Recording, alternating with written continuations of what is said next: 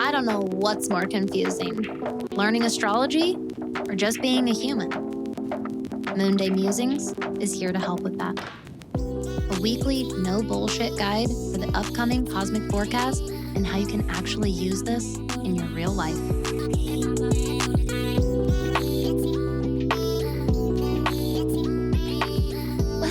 Well, hello, neighbor. Happy Monday, my friend. Happy Moonday.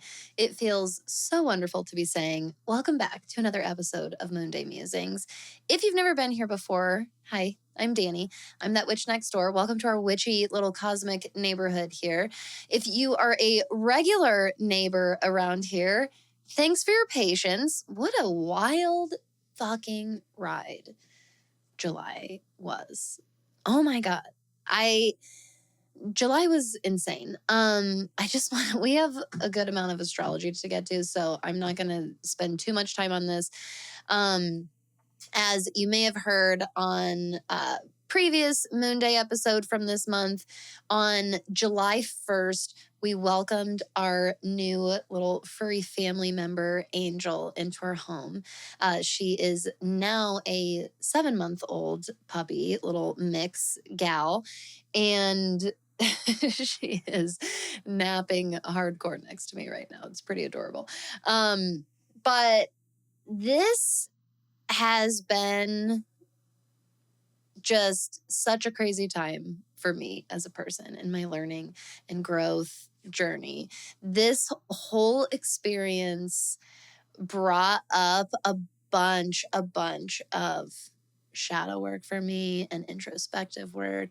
This was a big soul opportunity for me to really level up as a parent and a caregiver and a pet owner. And it's something that my husband and I have always talked about, dreamed about, the more we settle into forever home and stuff, we want to have multiple dogs and we'd love to help rescue and provide space.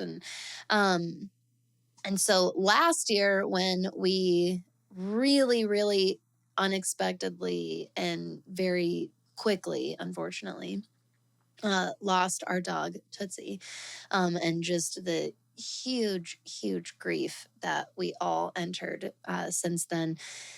This experience has been, it just brought up so much. And so she is a little black pit mix. And my daughter Blair named her Angel. The first day that we met her, she whispered to me, "Mom, I thought of the perfect name, Angel." And so my husband and I had talked about it over a couple of days. Blair, my daughter, is named after the Blair Witch Project. My husband and I are huge horror fans and Halloween fans and all things spooky and scary. So Blair is named after the Blair Witch Project. I was talking to him about Angel and I was like, "Do you like the name that Blair picked out? Do you want to go with that name?" And so we, in conversation, extended formally her full name to Angel of Death. So she is in a house where we call on and honor and work with the chthonic deities or the deities of the underworld. This is a house of horror and honoring of the dead and our ancestors. And so her full name is Angel of Death. And let me just say, leave it to this little gal here, probably sent by Hades himself, to really put me on an entirely new level and chapter of my own learning and growth journey. So July ended up being again, this wild ride in so many challenging ways and also so many good ways once I finally surrendered to summer. And so I missed the first moon day of July. We were in fucking puppy hell at the beginning. We were in the worst of it. You know what I mean? We were in the madness of it all the first moon day of July. So I missed that. I was able to come back for a couple other moon day episodes. And all throughout July, we're like getting our routine. And also, this whole experience has been like revamping and rebirthing our routines. There's been so much improvement that's come from all of us like together but separately helping to care for this new little family member, help her feel welcome, but also provide all this consistency and this structure and this training. And it's really whipped all of us into shape, honestly. We've been like going to bed at good times and waking up, but I also feel like we're like spending more quality time with each other. And there has been such a beautiful energy to our summer. Again, has come with plenty of challenge due to just change and transition. But that all of that just directly birthed such like the summer that I dreamt about during my most challenging summers, the times in my life that I was like a hot mess and didn't know how to take care of myself. And not only did I not know how to take care of myself, I just like kind of did the opposite, just like destroyed myself in my way of life for so long. And I would like romanticize and fantasize about this wholesome life that I could be living. And it seemed so impossibly distant, like so impossibly just far off in the horizon. And plenty of this is like also while I was a practicing witch. Like these experiences and memories I'm referring to are not just from when I was like a teenager in my early 20s. Like a lot of this is from my late 20s and the crossover into my 30s. And now as I prepare to turn 35, I'm like at the earliest stage of starting to think about my mid compared to my early 30s and how much growth has happened since then. But I shared a little bit about this last week on my Instagram and in that witch school. And I just wanted to touch on all of this today because I found that it really resonated with a lot of people. And even though we didn't do our formal last moon day of the month for July, and we didn't do our formal official reflection and gratitude episode, I still encourage you to take some time to do some reflection and gratitude for the month of July and maybe even a little bit farther back in the past as well. Because I think that taking a step back and really looking at these, even if they're small, but really obvious growth markers. Again, for me, it was looking around, realizing I forgot to record an episode. I just completely forgot to set time aside to record Moonday for last week. And I realized that it was because I was being so present in the moment. And I was getting out and doing these activities with my daughter and with my husband and all of us as a family. And now with Angel, like things that I had said, I want to do that this summer. I want to do that this summer. I'm getting books from the library and like actually reading them, all of them, and taking time, like sitting and slowing down in the backyard with like a cold beverage and reading and watching Blair run through the sprinklers and setting up play dates for her. And for me, setting up mom dates for myself, setting up dates but with for my husband and myself on weekends. And it sounds so simple. But in my adult and working life, it is more familiar for me to feel either I'm doing something wrong when I do those things, or I'm not being productive, or I'm letting somebody down if I'm having fun and prioritizing these things for myself or with my loved ones. And so for the first time ever, I forgot to record this episode because I was making time for my real life, and I didn't feel bad about it. And I didn't feel guilty about it. And I was excited to share that with all of you. And then so many of you responded in so much solidarity, and it resonated with you as well. And so I just wanted this time to be kind of this sunny summer moment here in the Northern Hemisphere. Sorry about that. It could be a wintry moment in the Southern Hemisphere, a moment of crisp winter clarity here as well. But I want to take some time to say thank you to my past struggling self for never giving up the journey that is shadow work and healing and growth. And so much of that journey is blessed with support and tools outside myself that I receive or are given to me. And I'm, again, so grateful for those things. And I'm so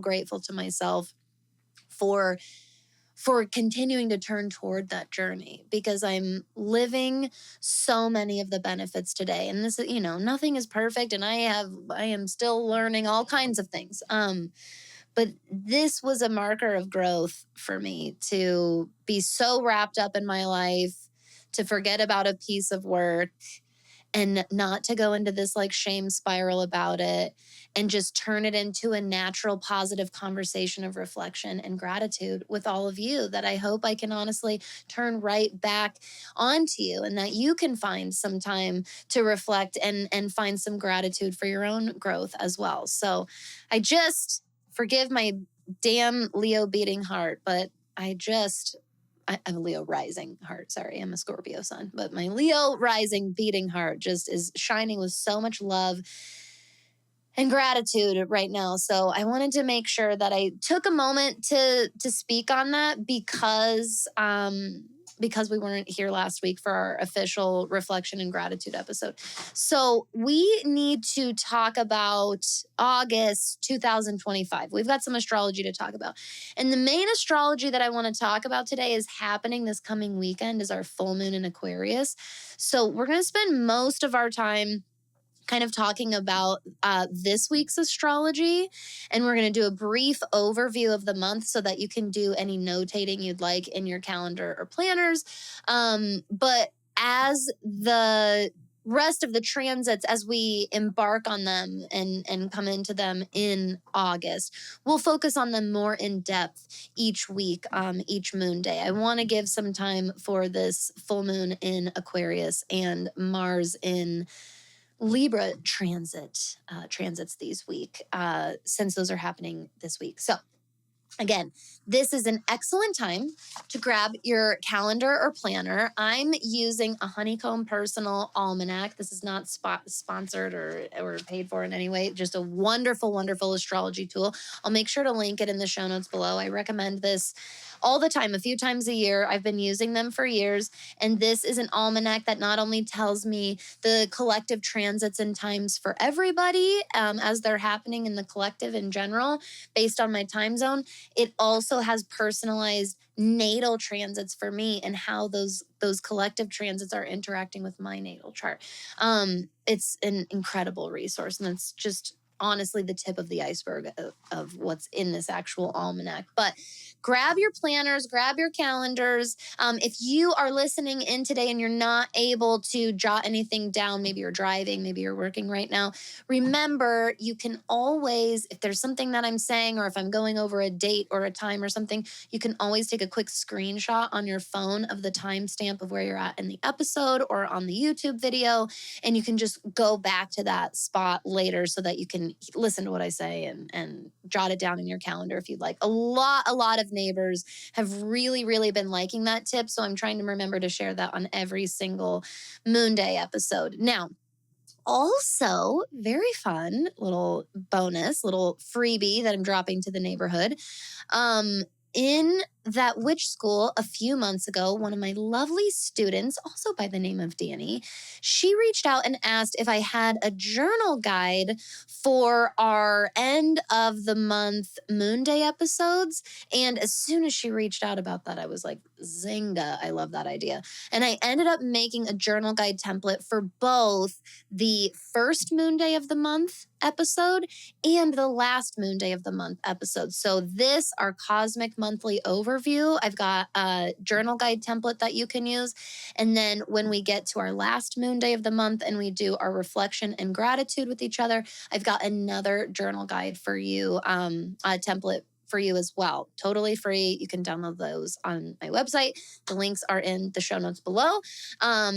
But I absolutely love that idea. So I hope that you enjoy them. And please don't hesitate to reach out with any feedback about them. I love creating like digital tools and stuff like that for everybody. And the more feedback you give me about them, they just improve and refine more and more as time goes on. Okay. Armed with our templates or our calendars or our timelines, that too, our planners, we are jumping into this month's astrological timeline. And first up is this week on August 6th, which is actually Blair Bear's birthday. We have Mars moving into the sign of Libra, which as soon as I see Mars in Libra, I think, whip out the Justice card. Pull out the Justice card. Pick a tarot deck. It could be the traditional Rider-Waite-Smith deck. It can be another deck that's calling to you. Pull out the card of Libra, especially when Mars moves into Libra, because Mars is the ruler of the opposite sign of Libra. Mars rules Aries. So when Mars is in the sign of Aries and it's opposite Libra, it is at home or in its domicile sign. When Mars moves into its opposite and it moves into the sign of Libra, it's considered to be in its sign of detriment. This is not a bad thing. If you have Mars in Libra, don't think that you have something wrong with you. It doesn't work that way. What it means, however, is that Mars acts very at home and in its element and on its game when it's in the sign of Aries. When Mars is in its opposite, as far away from its home as it can possibly get on the zodiac wheel, and it's in the sign of Libra, it is in an unfamiliar territory. It is functioning in an energy that doesn't come as naturally to it. And to me, when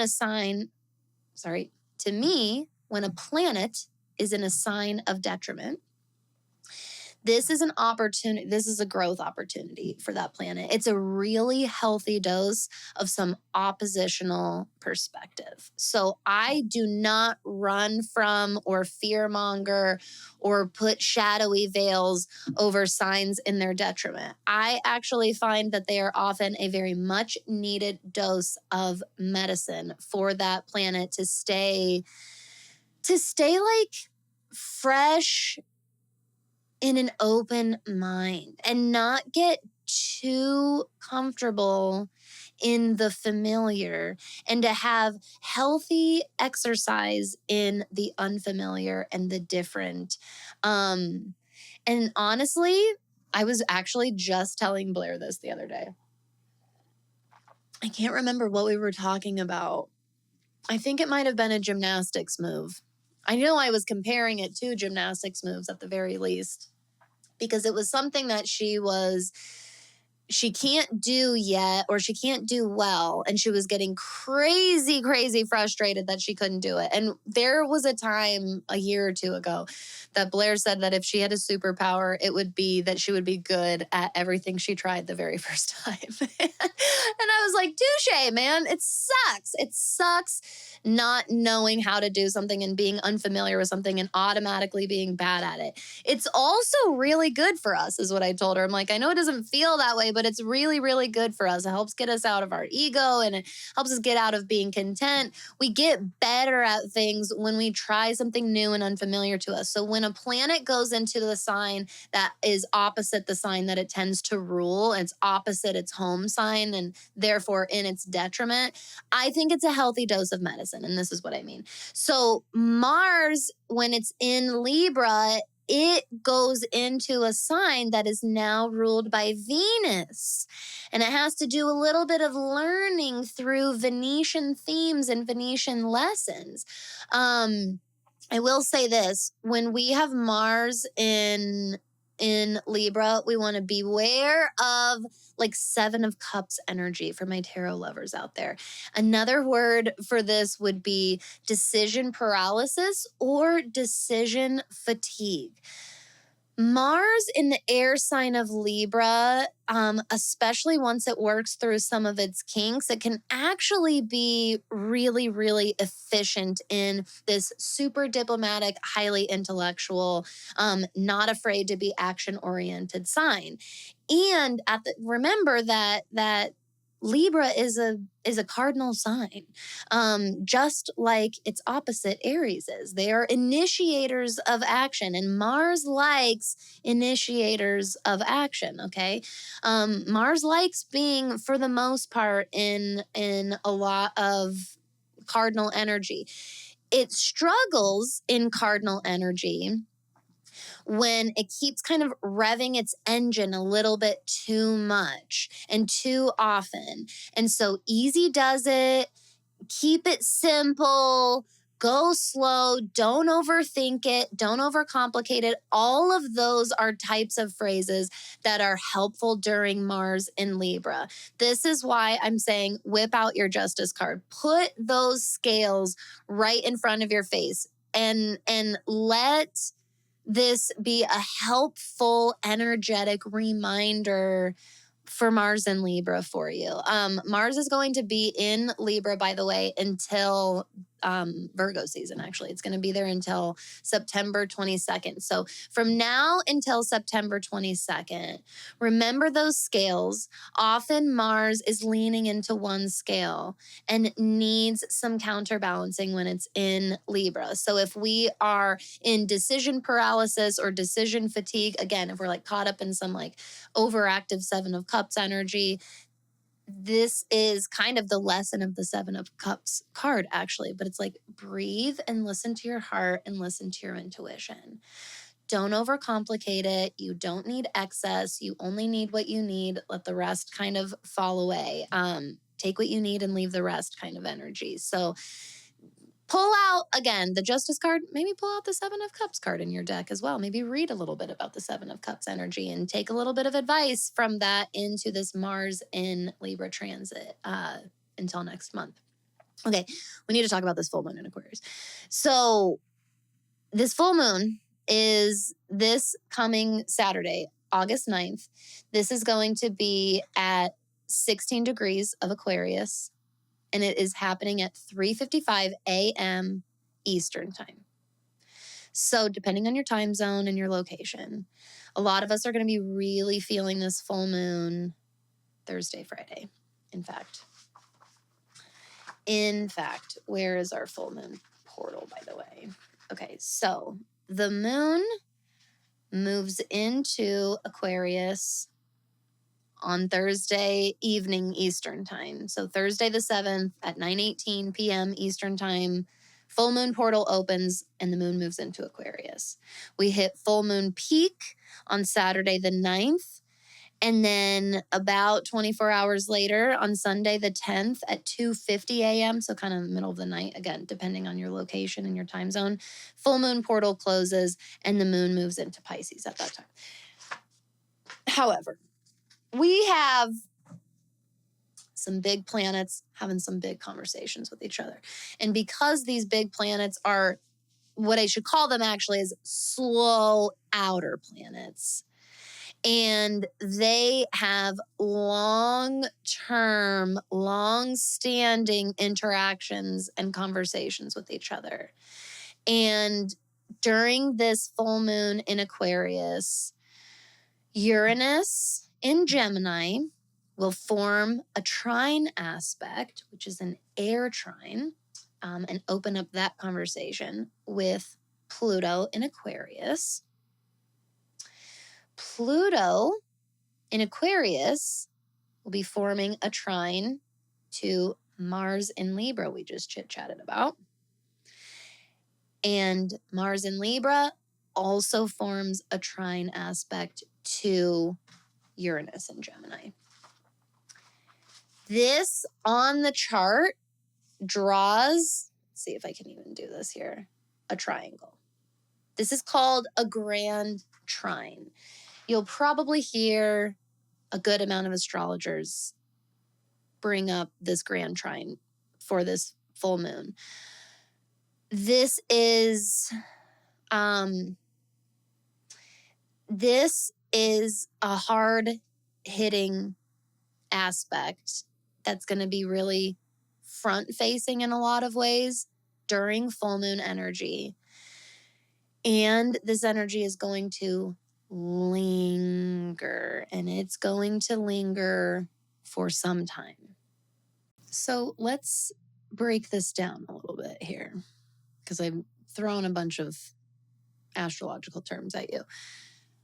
A trine opens up an interaction between planets that are in zodiac signs, typically of the same element.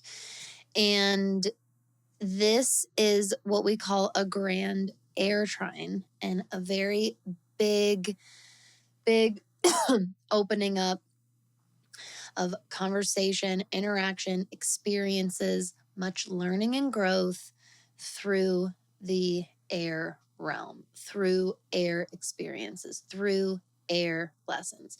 We're in the intellectual, we're in the cerebral, we're in the mental, we're in the conceptual, the psychological. And so air, when we think about it as an element, is this life-giving, invisible to the naked eye force or energy. Air is this constant, and again provides this whole thing called life, because we're able to breathe, right? We exchange in air with our ecosystem, and it in turn gives all of us life. We breathe in oxygen, we breathe out the carbon dioxide, and the plants breathe in the carbon dioxide and they breathe out the oxygen. So air is this foundational aspect of our lives, and it's like everywhere and nowhere. It's like invisible. It's this. So again, it's very, very associated with our brain activity and mental experiences, which when we think about mental experiences, doesn't this kind of have a wispy feel to it as well? Think about how real your mind can project something to be, even if it's not rooted in this external reality. So when this big air trine conversation opens up between these major planets, Uranus in Gemini, air sign, Pluto in Aquarius, air sign, and then we've got Mars, who will have just been fresh entered the conversation in Libra. The nature of these three planets has often depicted rebirth, growth, post-destruction, post-destructive behaviors.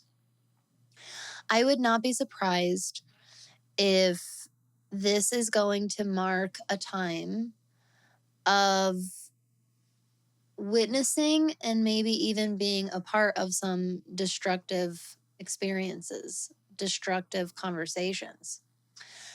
I want you to remember something, though. Destruction can be this horrible tragedy, obviously. I think that's kind of the obvious go-to vibe about it, about the term destruction. Destruction is also necessary sometimes. Some things need to be destroyed. When you think about it that way, you're actually able to come up with lots and lots of experiences, especially historically, of things that needed to be destroyed, things that needed to come down. Pluto, Uranus, and Mars all navigate paths of destruction in their own way. Uranus as the disruptor. We talked a lot about that on Moonday, July 14th, if you want to listen to that episode again. I also broke down Uranus and Gemini in pretty good detail with Ashley on her podcast, Ascending with Ashley. And we talked about Uranus and Gemini specifically, so I can link that for you as well. Pluto in Aquarius, Pluto as a destructor. So Uranus is like destructor through disruption, unpredictable, never saw it coming, disruption, upheaval. Pluto as a destroyer does a lot of long-term, even permanent destruction. Mars is considered to be the lower octave of Pluto. And Mars is in the micro, who Pluto tends to be in the macro. And so what Mars destroys, takes action against, causes conflict and upheaval with in the micro, can sometimes be reflected in Pluto's actions or Plutonian themes and experiences in the macro. Did I say that? Did I say macro twice? Because I meant to say Mars in the micro, Pluto in the macro, if I didn't. Both, especially Mars, is associated with having this heart of a warrior. Mars is a god of war. And Pluto is king of the underworld. Both share in themes of death, one being in war, one being in like death, the end of life, right? And this is where we're getting their association with the term destruction. Once again, destruction not being an inevitably negative term, but trying to look at that term as neutrally as possible. You are likely, and we are likely, going to move through experiences, witnessing and being a part of what needs to be destroyed, what we're destroying, ways that we are also being destructive, etc. We're going to witness that, and some of those experiences are going to be destruction in the highest good, destruction that needs to happen. Again, the obvious stuff that is like, that needs to come to an end, destroying those things. But we are also going to witness and be a part of the bad or the negative type of destruction that we do think of.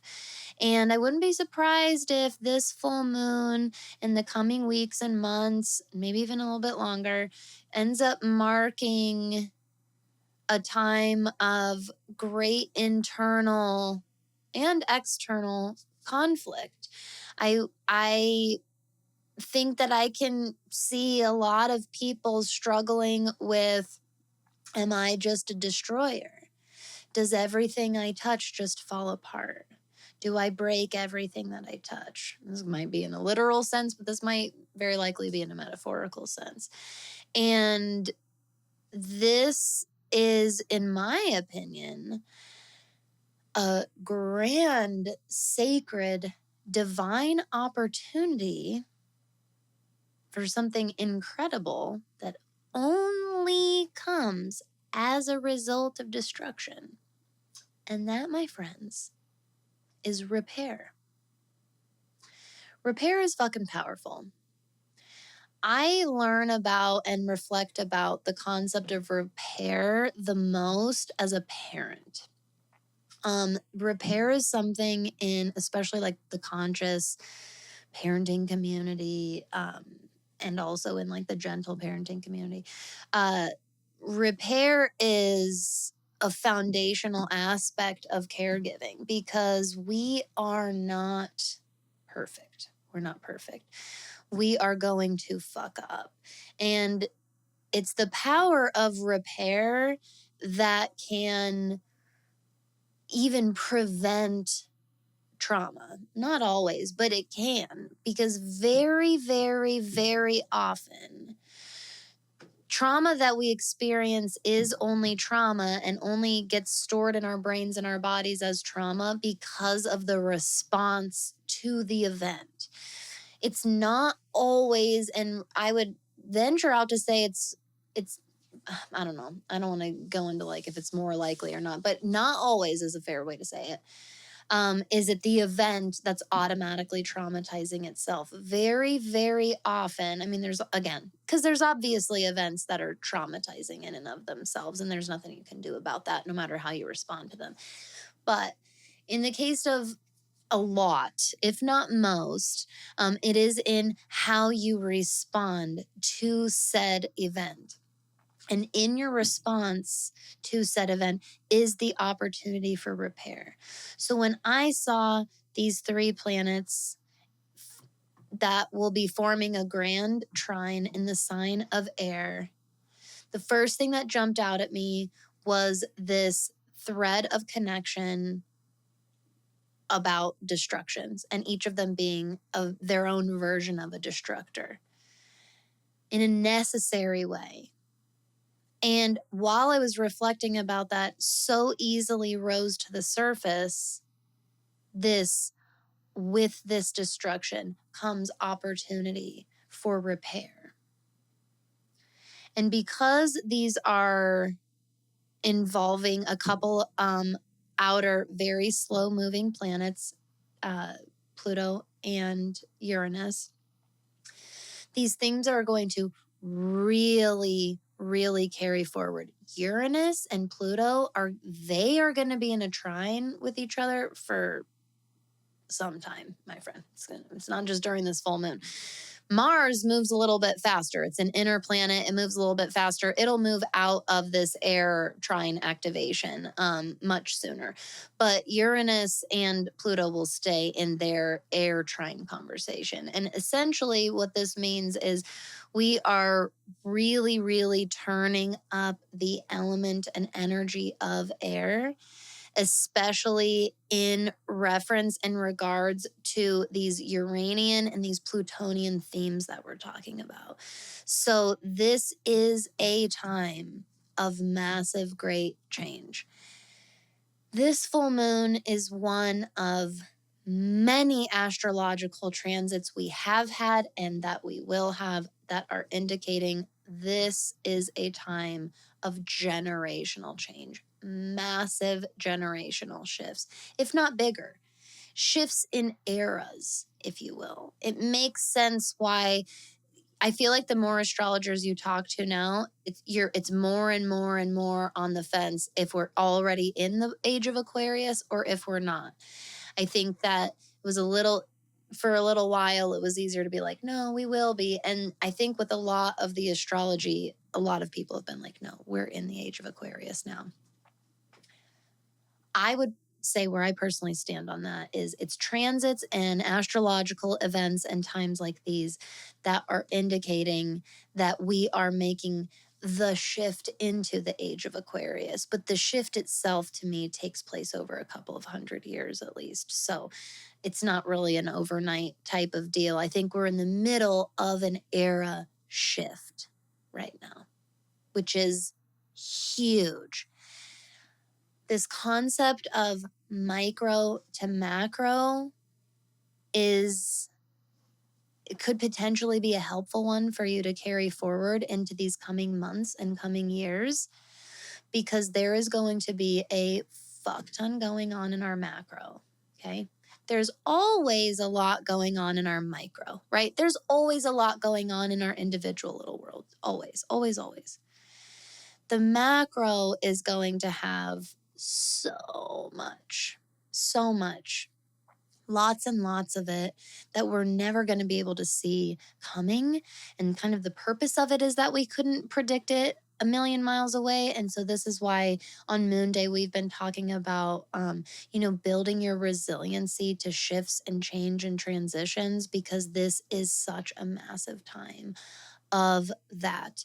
And we talked a lot on the episode, Ashley and I, on Ascending with Ashley for Astrology After Dark. Again, that episode I'll link on Uranus and Gemini. We've also had this conversation the last couple of moon days, and I will say it again, and it is probably not going to be the last time, but giving a fuck about mental health, the state of your mind, and concepts, psychological themes, all of these different areas that the air that blend into the umbrella of the air realm. I personally think that this is indicating a time of expansion of our psychological, mental capabilities. And I think that the more that you can nourish and nurture your mental health, your brain health during this time, I think it's so incredibly important. I think that nervous system work is so incredibly important for engaging in that expansion without it, maybe not necessarily without it, because I don't know if we'll be able to go without it, while preventing excessive overwhelm and overload to your mind, to your nervous system. Again, I don't know that it's possible that we can prevent any and all overwhelm and overload to it. This is indicating that we are going to be shouldering a lot, taking in a lot, taking on a lot. Finding time to nourish your brain, it does look like hydration and eating foods that accomplish that, and resting, like sleeping, of course. But nourishing your mind and your mental health is also giving it joy, pleasure, challenge, and stimulation, and exercise. It really is this complex balance of many, many things. And I think we are going to learn a lot about the mind and about the brain. I think we're going to learn a lot about the nervous system, like in general, in the medical and scientific fields. But I also think that we individually are going to learn about a lot about our unique, I'm going to learn a lot about my nervous system during this time. I'm going to learn a lot about how my brain works during this time. Again, this micro to macro. I think that remembering the micro to macro is going to be very, very helpful during these times, to remember the connection between both, like the individual to the collective. Also helping you put realistic boundaries for yourself around what's within your realm of possibility, what you can physically take on, and what is beyond that you can release and surrender to, because you can only do so much. This is a time of expansion, and there are definitely still limitations to those capacities, okay? I could go on and on and on about this full moon, and really ultimately this long-standing conversation in these outer planets for hours, quite frankly. But I think that this is a good place to start, and this is most certainly not the last time we're going to be talking about them. So this is a full moon in an air sign in Aquarius. It's adding to this air conversation. I think that even just reflecting about these concepts right now is really, really important. And putting your nervous system at the forefront in your priorities is going to be wildly beneficial. And I think that interacting with other humans and reminding ourselves this is their nervous system talking. This is how they're talking, how they're responding, their body language. It's all a reflection of the state of their nervous system right now. And that might be a really, really informative way for us to be looking at other people that we interact with right now, whether it's our kids, our friends, our parents, our siblings, our spouses, our partners, a random schmo off of the street. People that get on and give us like official state of addresses and things like that. Pay attention to the state of people's nervous system. I think it will be very, very, very telling. And I think that the more intentional you are about honoring and nurturing yours, I think the better that skill in recognizing the state of other people's is going to be. And I think you are also going to set yourself up for success in how you respond to any crazy shit that comes our way, which, let's be honest, crazy shit's been going on for a while and it's going to keep happening. So, nervous system, nervous system, nervous system. And do not take lightly the power of repair. Amidst destruction, don't ever underestimate the power of repair. I think that's going to be a really powerful reminder for us.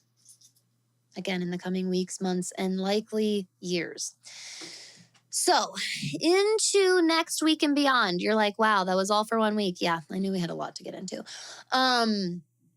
If you want to jot down Mercury, who has been retrograde for a few weeks now, Mercury will station retrograde on August 11th in Leo, and it exits its post-retrograde shadow period on August 25th. In layman's terms, this essentially means that things might feel retrograde, like still feel Mercury retrograde for like the month of August. Give yourself some patience in that, you know, typos, glitches, mistakes, mishaps. Try to give a little extra wiggle room when you can. Try to offer grace to yourself and others when you can, especially if you're encountering an employee or a customer service rep, somebody, you know, give people a little wiggle room for grace right now. All right, there's a lot going on. Now, on Friday, August 22nd, Leo season is going to come to an end and the sun is going to move into Virgo season, which is our final zodiac season of the summer here in the Northern Hemisphere. After Virgo season, we will enter into the fall season. We will hit our autumn equinox and we'll move into Libra season. It's just crazy to think about, quite honestly. But because time is just, I don't know about you, but the days feel really, really long right now. And yet the weeks seem to be almost like disappearing and slipping through my fingers right now. It's just absolutely insane. And to think about Virgo season kind of already being the last season of summer, it feels this way a little bit every year as soon as we get into fall. But little hot tip, this is probably a great time to start thinking about your holiday shopping. Let's be honest, it's going to be here before we realize it. Really, at the very beginning of Virgo season, just like this is how our new moon rotation has been happening right now. Just like our new moon in Leo happened right after the start of Leo season, our new moon in Virgo is going to take place right after the start of Virgo season on August 23rd. Mars is not going to be a part of that grand air trine conversation at that point. However, we will absolutely still have that Uranus and Gemini very actively chatting and that air trine with Pluto. For sure during that time. And again, that is going to hold for a bit. And we'll keep talking about these outer planet transits each week as they coincide with the other astrology going on at that time. But right now, for the rest of Leo season, maybe you can mark in your planner or your calendar, remembering that during the season of the lion, we're letting ourselves bask. We are these fierce lovers and fierce protectors. We are not afraid to work hard for what we want, aka the lion hunt, right? But remembering that we are a part of a pack, a part of a pride, a part of a family, a part of a community that we passionately love, that we are ferociously protective of and loyal to. And many aspects of that pack, of that community, is looking to you and gets inspiration from you in more ways than you might realize. So while this is a time for being present and in the moment and letting yourself enjoy, fill in the blank, whatever it is that you enjoy, give yourself some time to enjoy it. And know that you're a leader right now. And I think that sometimes caregivers need this reminder the most. When I give myself time for pleasure and enjoyment and slowing down and relaxing, I am literally a model for my daughter and generations to come. If we all collectively do this, or I should say, as we all collectively do this, we are modeling for generations to come that it's safe to slow down. It's safe to enjoy. It is safe to bask. We don't lose any of our ferocity. We don't lose any of our strength. Okay, really take a page out of the Lion's book for this one, for the rest of this Leo season. And when Virgo season starts, we'll chit chat about that once we're there. But I wouldn't be surprised if we really let ourselves enjoy, have some extra relaxation, a little extra recon time. I wouldn't be surprised if Virgo season hits and we kind of feel this natural inspiration and motivation to be really efficient and to get some shit done. So if you're not feeling that way right now, don't beat yourself up. Maybe lean into a little bit and trust that momentum is very likely coming, my friend. And then lastly, for this month, on Monday, August 25th, Venus is going to move into Leo. And I love that this is happening right after Virgo season starts, because it's going to leave us with some lingering Leo energy into our Virgo season, which I think will be nice. I think it'll be a nice flavor for us to carry, because Venus in Leo is bold love, bold looks, bold taste, unapologetically so. And again, we'll dive into these more in detail as these astro highlights kind of hit us each week. But I hope that today was helpful and informative, maybe even insightful, maybe even a little inspirational. Don't hesitate to reach out if you have any questions about anything, or if you have any suggestions or feedback for future episodes. I absolutely love taking those and running with them. Don't forget, you can check out the Uranus and Gemini episode that I did with Ashley. You can also download those free journal guide templates for the first moon day of the month and the last moon day of the month episodes. If you love those episodes here on That Witch podcast, I think you are really, really going to love those journal guide templates as well. And until I see you next time, my friend, my neighbor, I want you to stay safe, keep having some fun, and of course, stay magical out there, my friend. If you enjoyed today's episode, if you learned something, or you just love That Witch podcast, one of the best things that you can do is share the show with a friend. Just by reaching out and sharing a link or recommending us to somebody is hands down the best way to help us grow our podcast here.